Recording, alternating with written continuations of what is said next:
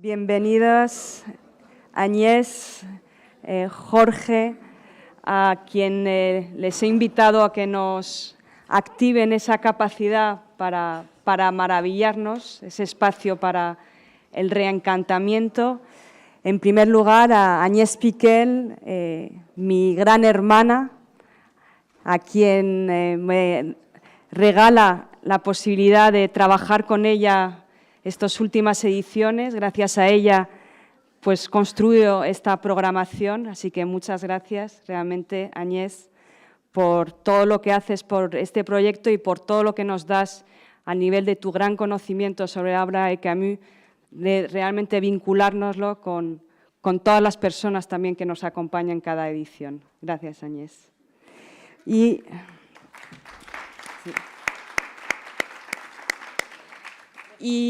Jorge, cuyo universo, ¿no?, se construye en esa intersección entre literatura, memoria, tecnología, crítica cultural, y que busca iluminarnos, ¿no?, en esas zonas de sombra del mundo contemporáneo, en esa mercantilización de la cultura, de la vigilancia digital, de la pérdida de sentido, pero lo hace siempre con una lucidez que no cae en ese nihilismo, ¿no?, sino que apuesta por ese pensamiento crítico que tanto reivindicamos aquí desde las Trovadas, entendiendo el arte como esa resistencia y un conocimiento como forma de libertad. Con ellos dos os dejo.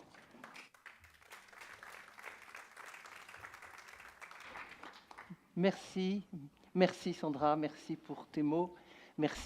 Muchas gracias, Sandra, muchas gracias por tus palabras y por la invitación. Volver varias veces aquí para encontrarme con las mismas caras es una enorme emoción. Disculpe, sí, tengo problemas con las máquinas. Es el reencantamiento. Después de la palabra tan densa que hemos oído esta mañana, es cierto que hablar del reencantamiento quizás tiene algo de incongruente y sin embargo, entonces si hay un reencantamiento, antes hubo un encantamiento y luego un desencantamiento y reencantamiento. Por supuesto, encantamiento, la palabra, la noción tiene una dimensión maravillosa, pero en la conversación cotidiana puede tener un significado muy debilitado cuando es una forma pasiva. Estoy encantado de verle, muy contento. Es mucho más fuerte en la forma pronominal y activa. Se dirá que el niño está encantado por las imágenes y se ha oído cosas maravillosas sobre la infancia desde ayer por la noche o incluso en la forma activa, la presencia de ser amado encanta el mundo. Es una forma de mirada. Yo percibo lo que lo real tiene de maravilloso. Yo miro lo real como el lugar donde hay una posible emergencia de lo maravilloso. Entonces, el desencantamiento será una lucidez imposible. Esa mirada sobre el mundo que he comentado ya no es posible. Sobre todo la forma verbal está en pasivo. Estoy desencantado de todo.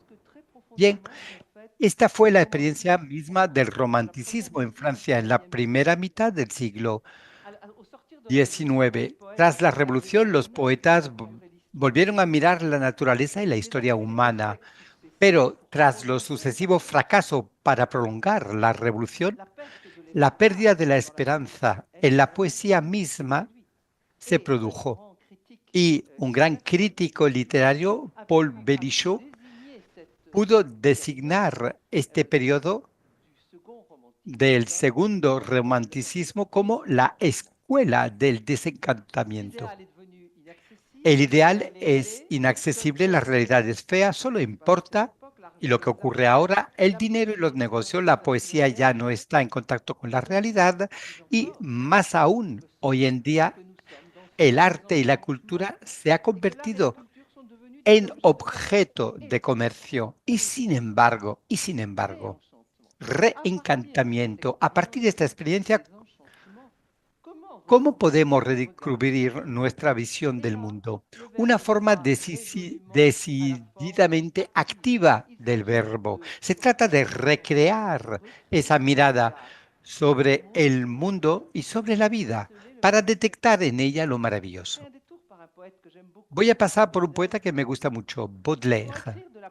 Para escribir poesía, cuando está redactando la parte del tableau parisien de Fleurs du Mal, ya no se quiere encerrar por la noche en su bohardilla bajo el tejado, no, sale a la ciudad, incluso a los suburbios. Y hay un poema que me gusta mucho, no es el más bonito, pero es muy significativo de su estética, se llama El Sol y es el primer poema de la sección parisien. A lo largo del viejo suburbio, donde cuelgan las casuchas, los postigos, refugio de secreta lujuria, cuando el sol cruel golpea con golpes redoblados sobre la ciudad y los campos, sobre los tejados y el trigo, practicaré a solas mi fantástica esgrima, olfateando rimas peligrosas en cada esquina, tropezando con las palabras como con los adoquines, a veces tropezando con versos largamente soñados. ¿Veis? Lo bello puede encontrarse incluso en los adoquines de las ciudades. Y fijaros si efectivamente estos lugares en el siglo XIX era feo, pero podemos ver aparecer, brotar por doquier lo maravilloso. Lo que él no encontraba en su buhardilla, lo puede ver ahí en esos adoquines. Todo es cuestión de mirada. Lo bello también puede estar ahí. Por supuesto, las obras de arte son una poderosa ayuda en este proceso, porque ellas mismas son el resultado de un proceso de reencantamiento del artista y al contemplar un cuadro o una fotografía, afino y refino mi mirada, intento entrar en el proyecto del artista que ha querido mostrar, pero todo esto ya se ha dicho muy bien desde la bellísima conferencia que tuvimos ayer por la noche en este marco. Y es a ello que quiero venir. Siempre encontramos todo ello en Camus y su obra. Sin embargo, ese filósofo de la lucidez que quiere desentrañar el absurdo y mantener intacta la percepción del mismo, incluso en la continuación del viaje filosófico. Él quiere mantener esa lucidez. Entonces, para él, el desencantamiento es perpetuo. No. Y él mismo lo pensó en estos términos. En 1933, es muy joven, tiene 20 años, lee Les Îles, una obra de su maestro Jean Grenier, que también es su amigo, y quedó muy impresionado. Y en 1958, fijaros, varias décadas más tarde, Grenier reedita su libro y en ese momento Camus escribe un prefacio y mientras tanto ha adquirido la notoriedad que ya le conocemos y hace de ese texto, en este prefacio de las islas, el balance de los 25 años como hombre y como escritor. Y dice que después el desencantamiento de su infancia y juventud, alimentado por el mar, la luz, los rostros, el texto de Grenier viene a decir, y cito a Camus, a decir en un lenguaje inimitable que estas apariencias eran bellas, pero que tenían que perecer y que entonces teníamos que amarlas desesperadamente. En resumen, las islas acababan de introducirnos en el desencantamiento. Habíamos descubierto la cultura. Escribe en el 58. El resto de este hermoso texto explora este desencantamiento y la forma en que Camus lo combinó con su experiencia de la realidad. Y lo cito de nuevo. Los momentos del sí que habíamos vivido y que han inspirado algunas de las más bellas hojas de las islas, Grenier nos recordó al mismo tiempo el sabor imperecedero y la fugacidad de los transportes, los momentos del sí. Y de pronto entendíamos nuestra repentina melancolía, el desencantamiento ligado al sentimiento de precariedad, tan importante debido a su enfermedad, está presente. Y en el título del ensayo central, entre sí y el no, lo sugiere. No oscila entre el encantamiento y el desencantamiento, sino que experimenta ambos intensamente al mismo tiempo, tan cercano o inseparable como el reverso y el anverso de una página. Y ahí donde veo que busca algo como un reencantamiento camusiano. en el hecho mismo de tomar conciencia de la proximidad entre el encantamiento y el desencantamiento y de encontrar las palabras para expresarlo. Es lo que él hace en un texto que me gusta mucho y que se llama El desierto, el último ensayo de las nupcias. Y aquí no se trata del desierto de arena, sino más bien las soledades impuestas o elegida del hombre moderno, soledades donde en el corazón mismo de la belleza experimenta lo efímero y su propia finitud. De ahí surge, dice él, un canto sin esperanza. Y es esto lo que Camus, muchos años después, explora explícitamente en el prefacio de Las Islas. Y lo cito. Necesitaba que me recordaran el misterio y lo sagrado, la finitud del hombre, el amor imposible, para poder volver un día a mis dioses naturales con menos arrogancia. Así que no le debo a Grenier ninguna certeza que él no pudiera o no quisiera darme. Al contrario, le debo una duda que no acabará nunca y que me ha impedido, por ejemplo, ser un humanista, en el sentido en lo que se entiende hoy en día, entendiendo por un hombre cegado por certezas miopes.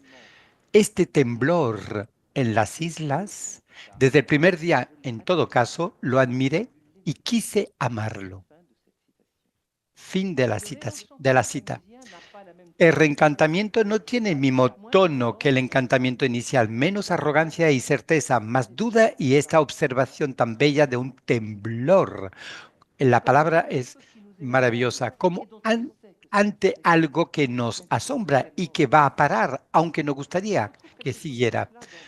Encontramos algo más en los textos en los años 50. El primero se nombra el encantamiento a Cordes. En el 53, Camus pasa unos días en el pueblo Cordes, en Occitania. Le ha invitado una amiga de Argel, le publica un libro sobre este pueblo y Camus acepta de escribir de nuevo el prefacio. Y para entender esa prosa de Camus, lo voy a leer ahora mismo. Viajas durante años sin saber muy bien lo que buscas.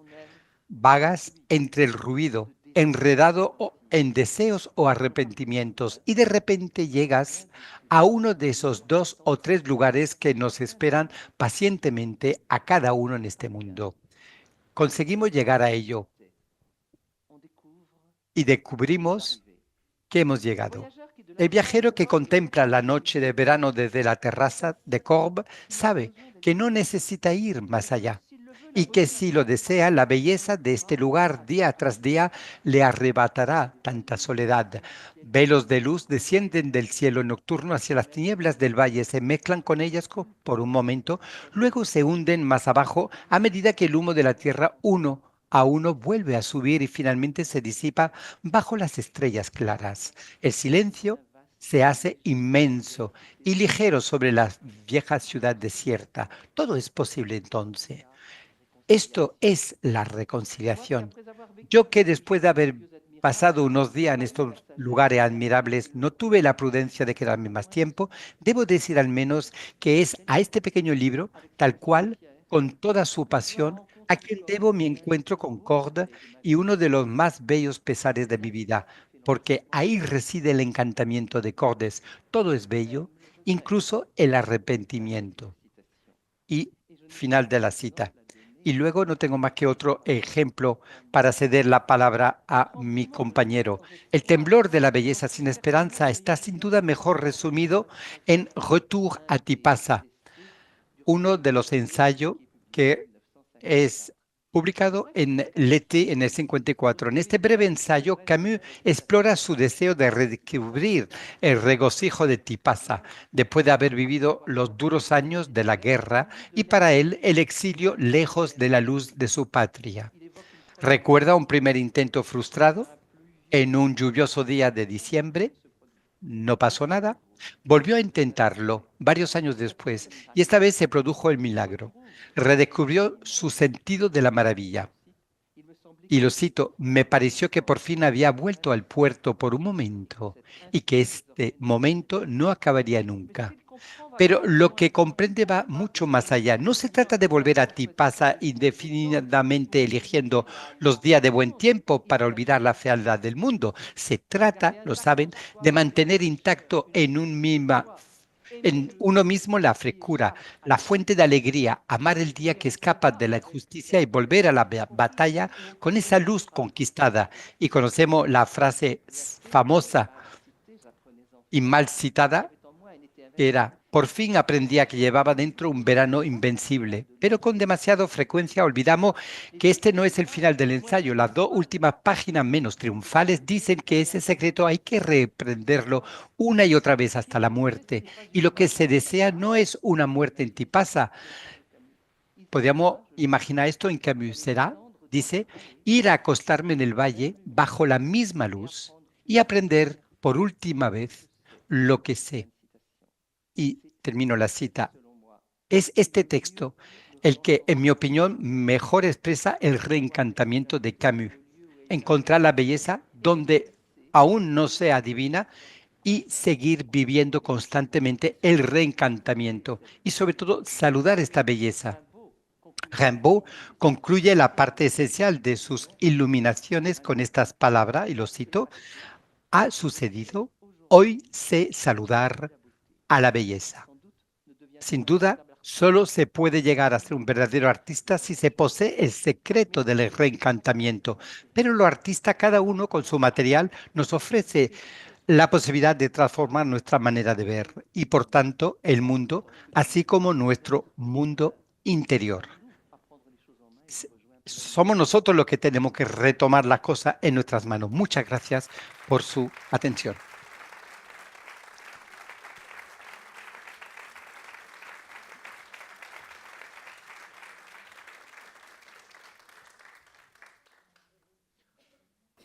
Hola, bona tarda.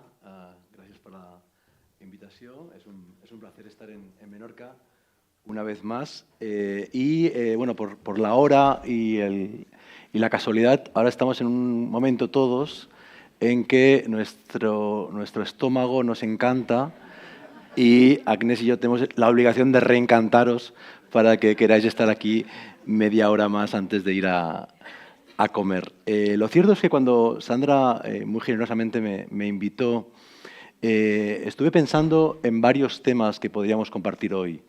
El primero que me vino a la mente fue un tema en el que estoy trabajando, dado que en los últimos años he coescrito y he pensado mucho con la inteligencia artificial, y es la paradoja de que estemos viviendo un momento histórico, extraordinario, en que hemos creado una tecnología con la que hemos soñado al menos desde que Mary Shelley publicó Frankenstein o el moderno Prometeo, y con esa tecnología que es capaz de traducir el lenguaje de las proteínas o que es capaz de traducir lenguas antiguas que hasta ahora no tenían traducción, un momento histórico, repito, en el cual deberíamos estar todos maravillados, encantados.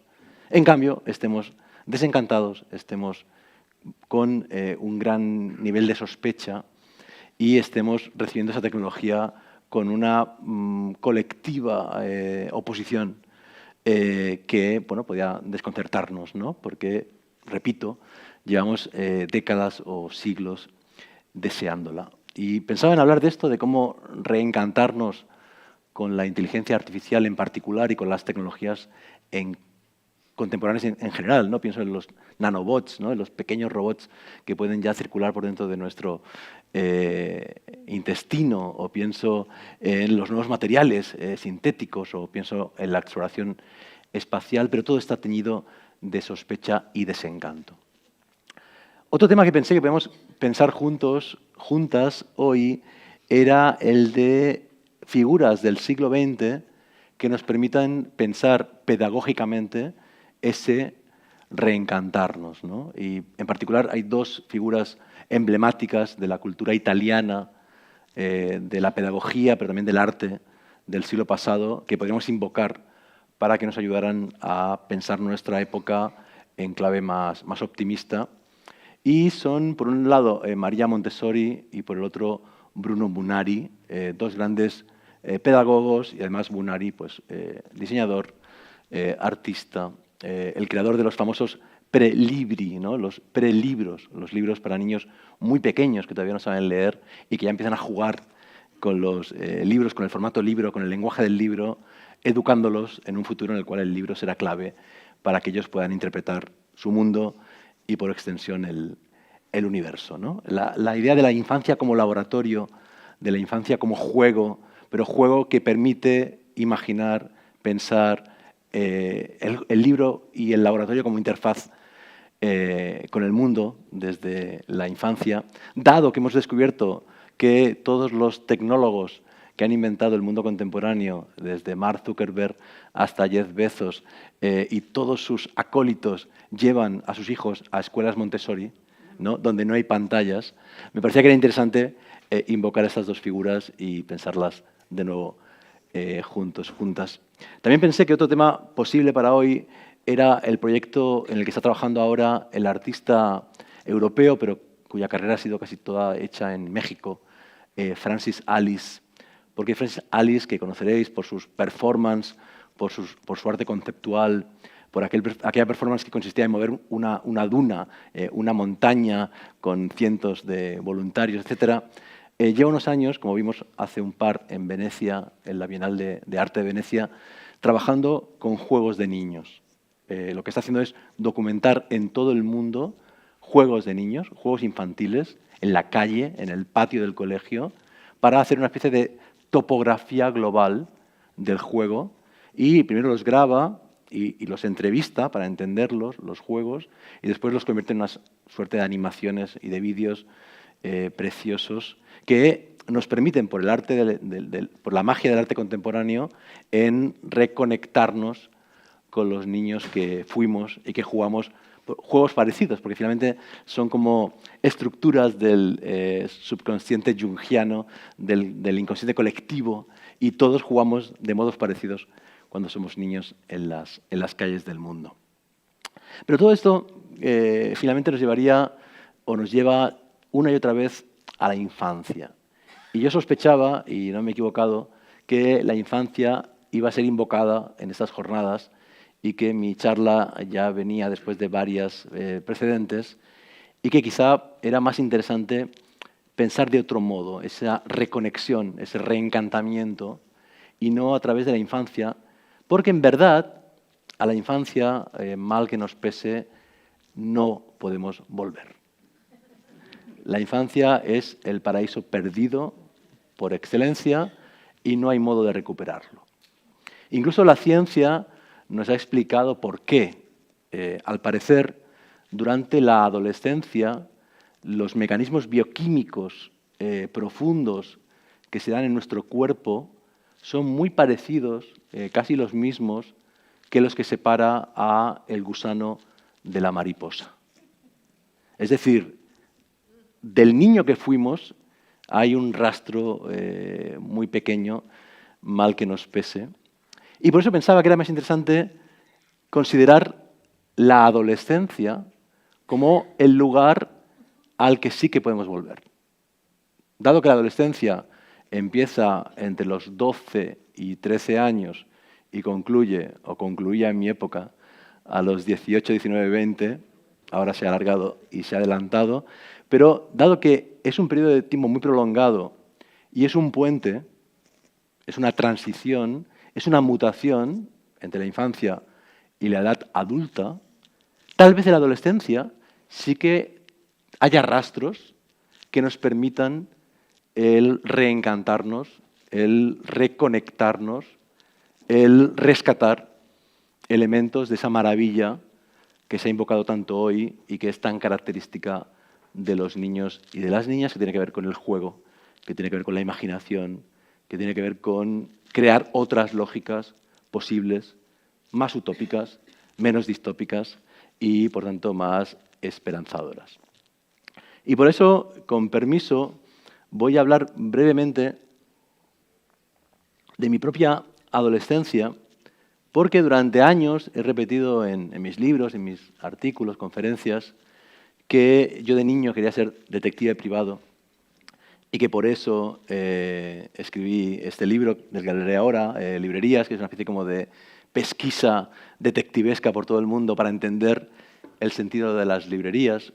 También he repetido, porque en los últimos años he hecho podcasts sobre ciencia, tecnología y cultura, que de niño quería ser científico y tenía un microscopio, tenía un juego llamado Mineranova de minerales y otro llamado Fisinova de física y por último el Quiminova de química. Y esto lo he repetido mucho, pero nunca he hablado ni he escrito sobre mi yo adolescente y a lo que yo jugaba en la adolescencia. Y preparando esta charla me he dado cuenta que quizá pues es más definitivo, más importante para quien soy que el microscopio, los juegos de ciencia o mi vocación frustrada de detective privado. Yo en la adolescencia, cuando básicamente hay 3 opciones lúdicas sanas, que son una, el deporte, con sus ventajas y sus inconvenientes. 2, los videojuegos, que también tienen ventajas e inconvenientes.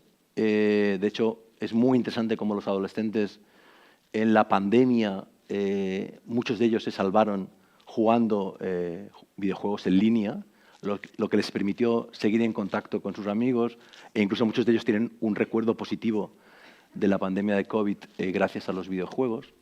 Pero había otra opción cuando yo era adolescente, en los 80, los 90, que era los juegos de rol. Para quienes no lo sepáis, un juego de rol es un libro, primero, es un libro en el cual se describe un mundo. El primer juego de rol es muy famoso, es Dungeons and Dragons, ¿no? Dragones y mazmorras. Si tú abrías ese juego, que era un libro, te describía un mundo con su topografía, con sus dragones, con sus personajes de varios tipos y con unas reglas. Tú tenías que aprender esas reglas, diseñar con una ficha de personaje un personaje que se creaba siguiendo una dinámica y cada uno de los jugadores tenía un personaje y tenía que actuar como si fuera ese personaje. Empezó con Dungeons and Dragons, siguió con El Señor de los Anillos, con Star Wars y había, cuando yo ya era adolescente, muchos juegos, decenas de juegos, y yo empecé a ir a un casal, a un centro público del barrio a jugar a rol, primero como jugador, asumiendo esos roles, esos personajes fantásticos, sobre todo de fantasía y ciencia ficción. También había de espionaje, policiales de varios tipos de mundo. Y con el tiempo me aficioné y acabé siendo un máster. Un máster de juegos de rol es aquel que se lee el libro, entiende el mundo, inventa una aventura, un proyecto de aventura y después lo comparte, ¿no? Es muy interesante porque el máster está físicamente separado de los jugadores con una pantalla que permite tener el libro aquí con todos los apuntes y dados, porque una parte de la lógica del juego de rol es tirar unos dados y decidir lo que pasa según lo que dicen los dados, ¿no? ¿Va a llover o no va a llover ese día en ese mundo? Tira los dados y decides si hace sol o hace lluvia, ¿no? Tú eres también los enemigos de ellos y los combates, tanto físicos como verbales, porque a veces se puede incluso evaluar la persuasión o la seducción, ¿no? Si 2 personajes se van a enamorar, aquel personaje tira su nivel de seducción con dados y tú tiras el de la pareja posible y el amor puede surgir o no de una tirada de dados.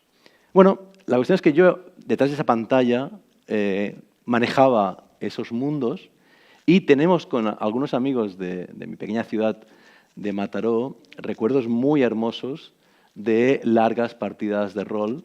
Algunas, increíblemente, lo pienso ahora, se alargaron durante años. Estuvimos 3 años jugando todos los viernes por la noche, de 9 que quedábamos en la cocina de mi casa hasta las 2 o las 3 de la mañana, jugando a juegos de rol. Eso no quiere decir que no también tuviera yo mis aficiones menos saludables y que el día siguiente no fuera a la discoteca y no tomara más gin tonics de lo recomendable. También lo hice en la adolescencia y no me arrepiento. Pero había una parte de mi adolescencia que tuvo mucho que ver con estos ejercicios de imaginación. Tanto es así que incluso de lo primero que publiqué como escritor muy joven, además de algunos cuentos fantásticos y de ciencia ficción, hubo aventuras de juegos de rol. Empecé a colaborar en una revista y yo escribía una aventura, 8 o 10 páginas, con esquemas, con dibujos, la enviaba en un disquete, la escribía en mi ordenador, la enviaba en un disquete e impresa, y después, mágicamente, al cabo de 3 meses, 4 meses, salía publicada y la recibía por correo. ¿Por qué cuento todo esto? Porque después de esa etapa de juegos de rol, acabé la carrera, la licenciatura en Humanidades en Barcelona, y empecé a estudiar el doctorado. Y de pronto pasaron 5 años, yo tenía 25 años, y leí un libro que escribió un amigo mío, el filósofo Eloy Fernández Porta, que se llama After Pop, y que es un libro sobre lo que vino después del pop, es decir, nuestra época. Y ahí me di cuenta que Eloy hablaba de literatura y de filosofía, pero también hablaba de cómic, y hablaba de series de ciencia ficción, y hablaba de pornografía, hablaba de todo, ¿no?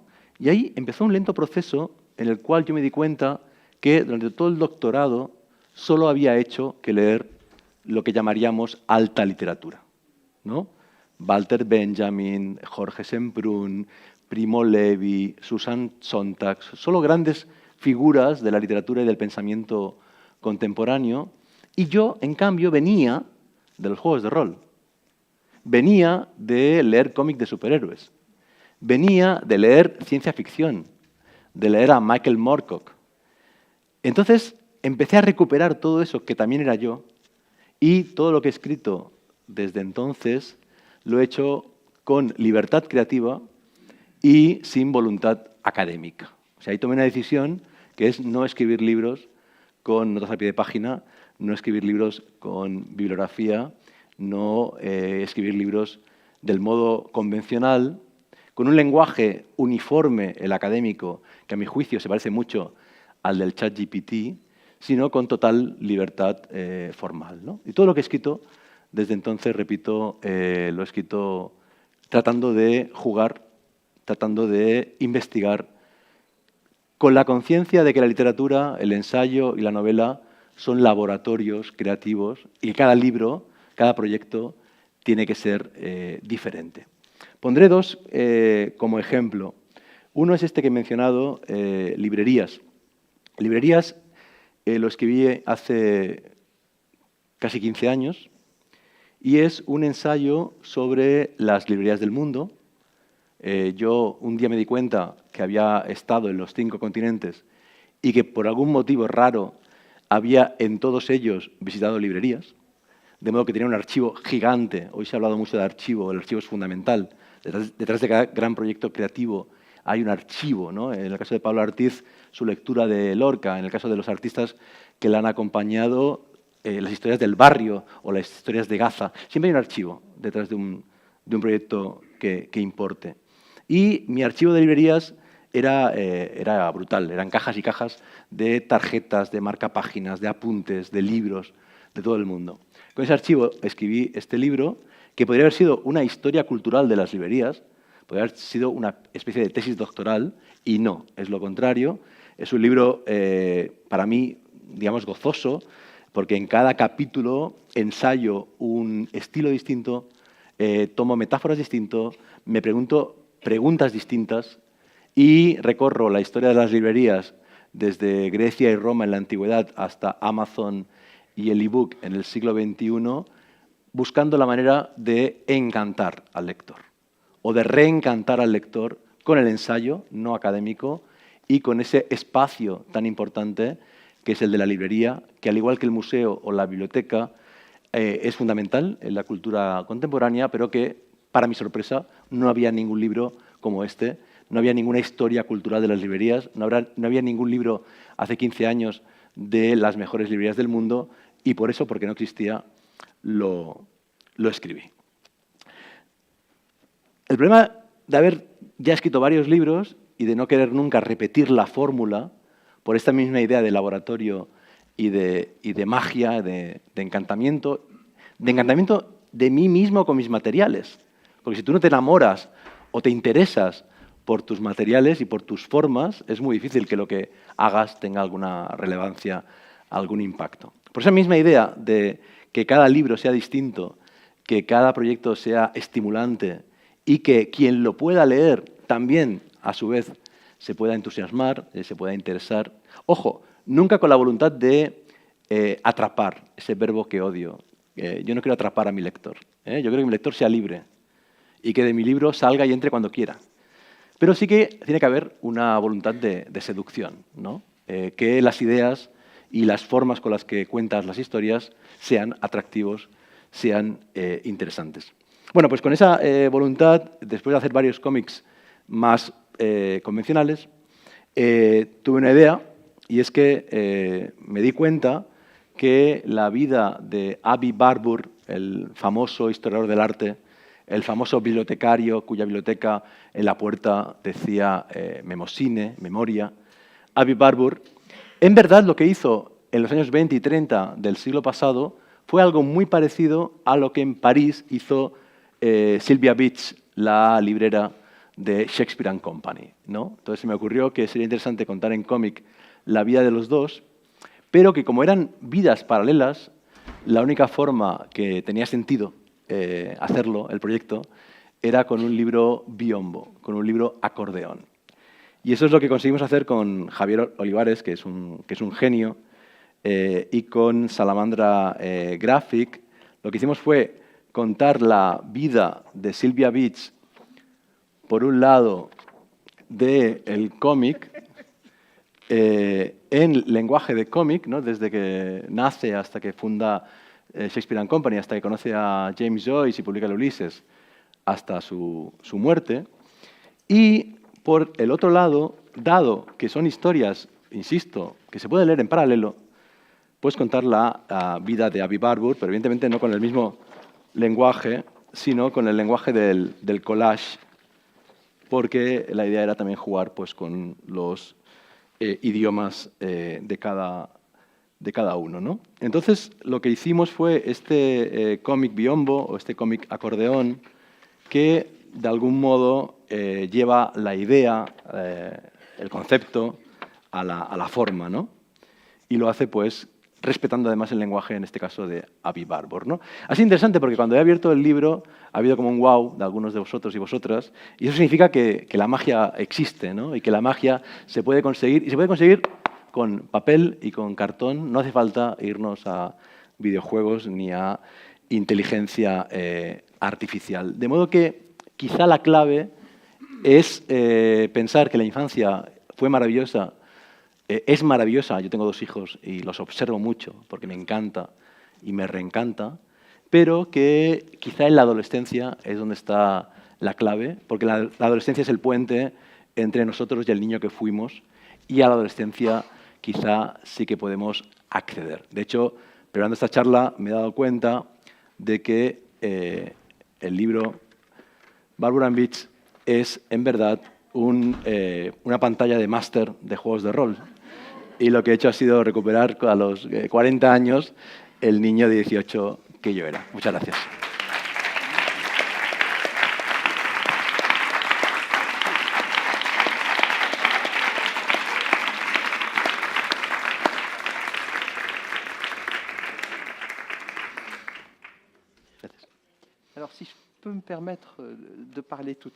Si puedo hablar inmediatamente, quiero decir que tengo un hijo, soy mucho mayor, pero tengo un hijo al que le apasionó los juegos de roles y lo viví.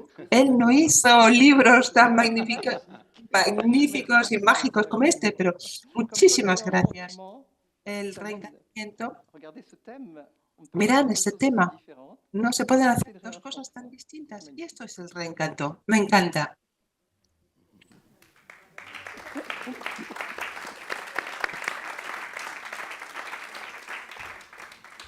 De hecho, escuchándote, Agnès, yo también soy un gran admirador de Baudelaire. Y pensaba justamente En esto mismo, ¿no? O sea, si vemos la modernidad y la edad contemporánea como épocas que empiezan con ese cambio de mirada del romanticismo y que tiene a Baudelaire como el autor del primer libro de poesía sobre la ciudad, ¿no? O sea, Baudelaire se da cuenta que la ciudad no ha sido poetizada, que se puede convertir en poesía. Si ahí tenemos a los niños, que son los románticos y Baudelaire, ahora somos los adultos, quizá los adolescentes fueron Bruno Munari o María Montessori, los modernos. Entonces, quizás son los adolescentes que nos permiten conectar con el romanticismo y su espíritu, ¿no? Entonces, pensaba en eso, que conecta con lo que yo he comentado cuando te escuchaba, ¿no? Todo lo que vamos a aprender todavía del romanticismo o de Baudelaire. Absolument. Efectivamente, y de este hilo que lleva también a Apollinaire, si quisiéramos seguir con la poesía. Lo que me sorprendió muchísimo es volver a encontrar estos términos de encantamiento y desencanto en Camus. Y cuando al principio me pareció, no me lo creía. Prefacio de las islas del derecho y del revés, es en estos textos menos conocidos que aborda estas temáticas. Y me pareció muy interesante. Si hubiera podido vivir más interesante. De hecho, a mí de Camus, uno de los momentos de su vida que más me gustan es su infancia y la importancia que tuvo el profesor, ¿no? Que fue clave en su vida, ¿no? Entonces, de pronto también es interesante cómo cada microvida nos permite entender, explicar el tema que nos ocupa, ¿no? Tu vida, mi vida, la de Camus, la de cualquiera de nosotros. Y por eso me interesaba encontrar en la adolescencia el interfaz, el puente, el portal interdimensional con el que todos y todas podemos intentar entender cómo reencantarnos en esta época bastante desencantada en la que vivimos. Sí, porque en otras vidas, pienso la mía, pero no la voy a explicar, pero quizás no hubo este momento de encantamiento o reencanto de la adolescencia, pero podemos preguntarnos por nuestra propia vida con este prisma, con esta pregunta.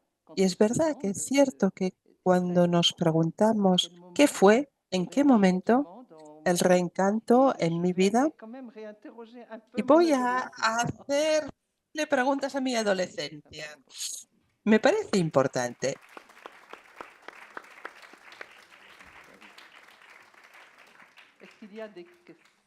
¿Hay preguntas en la sala? ¿Hay preguntas? El reencantamiento ha durado lo que ha durado, ahora ya estamos encantados por nuestros intestinos, creo.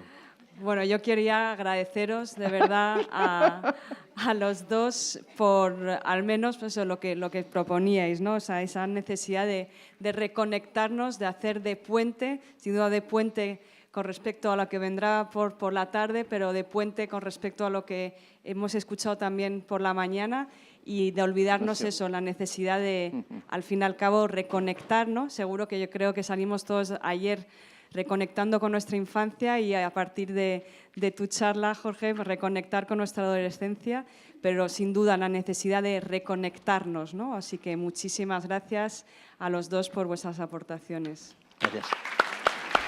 Merci à vous.